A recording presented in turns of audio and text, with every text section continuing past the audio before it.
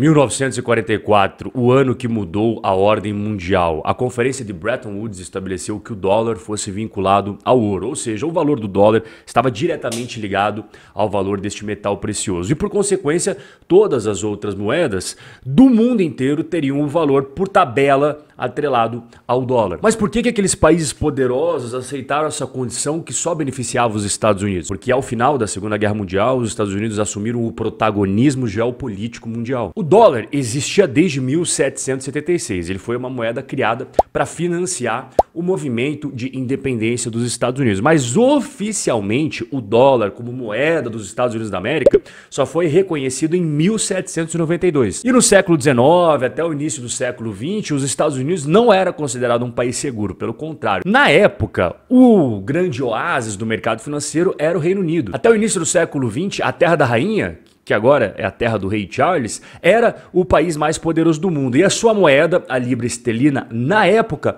era o que o dólar significa para nós hoje em dia. Mas em 1918, o Reino Unido se afundou. Eles erraram no jogo de xadrez da geopolítica mundial e o resultado da Primeira Guerra Mundial colocou eles numa posição extremamente delicada e frágil. Os Estados Unidos, então, farejaram a oportunidade no ar e não perderam tempo. Começaram a ganhar cada vez mais terreno no comércio mundial. Mas foi a Segunda Guerra Mundial que realmente mudou o jogo dos Estados Unidos e trouxe para eles a posição número 1 no poderio mundial. Enquanto os países europeus, que eram até então as grandes potências, estavam completamente devastados devido ao conflito, os Estados Unidos estavam completamente intactos. Eles tiveram um pequeno ataque em Pearl Harbor, é verdade, mas os Estados Unidos não sofreu bombardeios, explosões, destruições como aconteceu na Europa. Muito pelo contrário, eles estavam produzindo cada vez mais e vendendo cada vez mais para o próprio conflito e após o conflito para a reconstrução da Europa e do Japão. E é por conta de todo esse contexto que eu acabei de explicar para você que os outros países então aceitaram na Conferência de Bretton Woods que os Estados Unidos pudessem fazer aquilo que eu acabei de explicar sobre o dólar. Entre 1944 até 71, os Estados Unidos prosperou muito com essa nova ordem, até que os outros países que estavam devastados foram se recuperando, ganhando um pouco mais de poder, e eles resolveram então encerrar os termos do acordo, né? E um dos principais pontos, eles descobriram que os Estados Unidos estavam emitindo muito mais dólares do que de fato tinha de quantidade de ouro para dar lastro a essas moedas. Mas aí já era tarde demais. Os Estados Unidos já havia assumido o posto número 1 do mundo, o Império Americano já havia se formado e o dólar já era a moeda mais utilizada do mundo, deixando para lá a libra esterlina e qualquer outra concorrente que viesse a ter. Existem situações ao longo da história da humanidade que fazem mudanças na ordem mundial e hoje, em 2022, nós estamos vivendo mais um desses momentos. E é isso que eu vou conversar com você hoje. Mas antes, um recadinho rapidinho: do dia 19 ao dia 22 de setembro vai rolar a Semana da Liberdade Financeira. Primeiro link na descrição, você clica,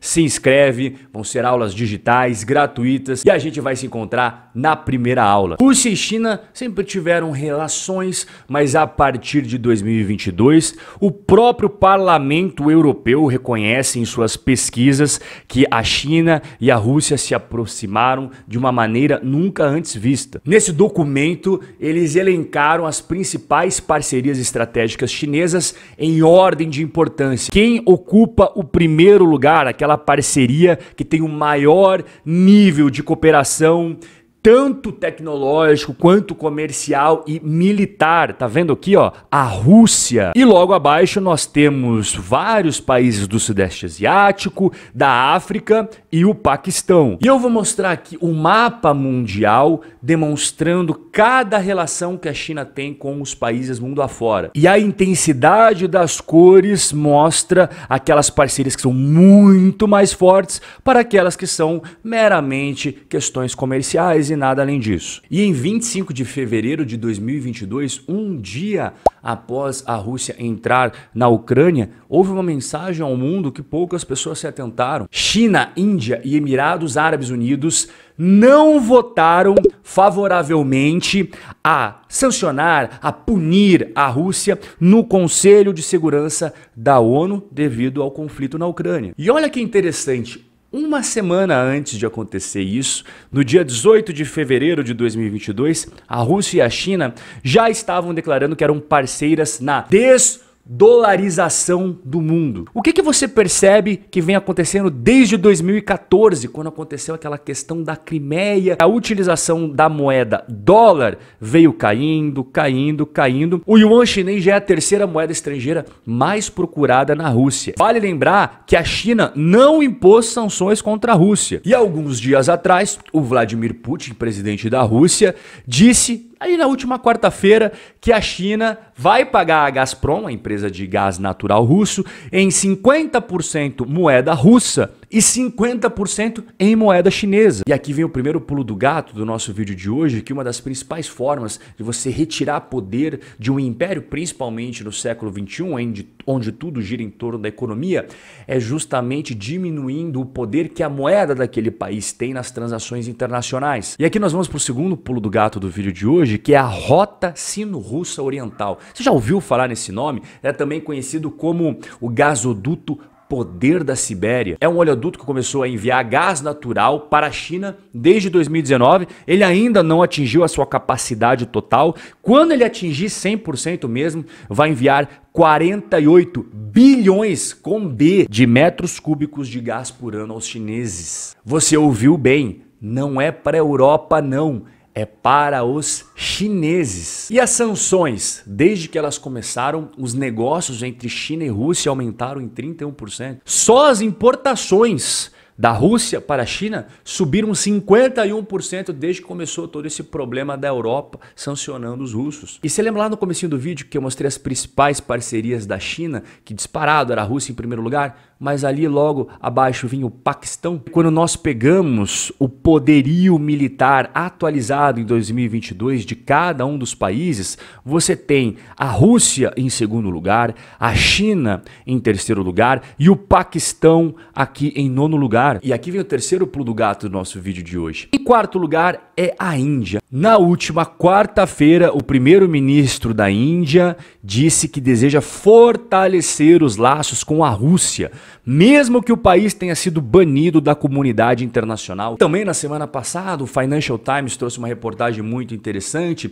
sobre como a Índia, junto com a China, está comprando cada vez mais e mais e mais petróleo russo. Além disso, eles continuam comprando carvão e fertilizantes russos. Então, qual que é a primeira conclusão do vídeo de hoje? As restrições e sanções da Europa e dos Estados Unidos só estão fortalecendo cada vez mais os laços entre Rússia e China e também estreitando cada vez mais os laços entre Rússia e Índia. Vale lembrar que Índia e China possuem as duas maiores populações do mundo. E também a gente não pode esquecer do poderio militar que eles possuem em conjunto. E as restrições e sanções que estão sendo impostas à Rússia? As empresas de petróleo russa continuam lucrando bastante, mesmo após as sanções e mesmo concedendo desconto na hora de vender o petróleo. A Tatneft, que é uma empresa exportadora de petróleo na Rússia, desde que começou as sanções, aumentou o seu lucro em 52%. E eu vou trazer aqui a declaração que o Putin deu na última semana sobre tudo isso. Moscou vai abandonar os contratos de energia e cortar o fornecimento se um teto de preço de petróleo russo for proposto pelo G7.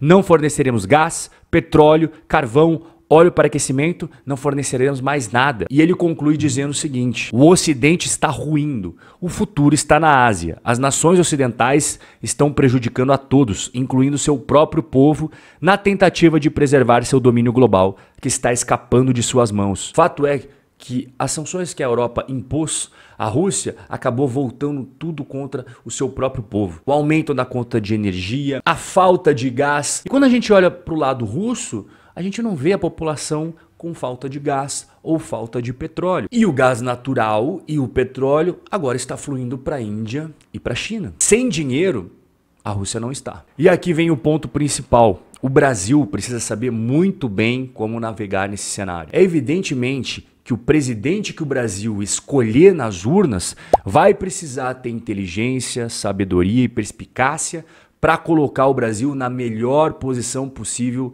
no xadrez da geopolítica mundial. Todos os países já estão se movimentando. Qual deve ser o movimento do Brasil? Essa decisão tem o poder de mudar o destino do Brasil no xadrez da geopolítica mundial. Forte abraço e a gente se vê no nosso próximo encontro. Por que não é ensinado educação financeira nas escolas? Porque quem decide que é ensinado é o governo. E por que o governo não coloca educação financeira nas matérias obrigatórias? Se eu te contar, você promete que fica só entre nós dois?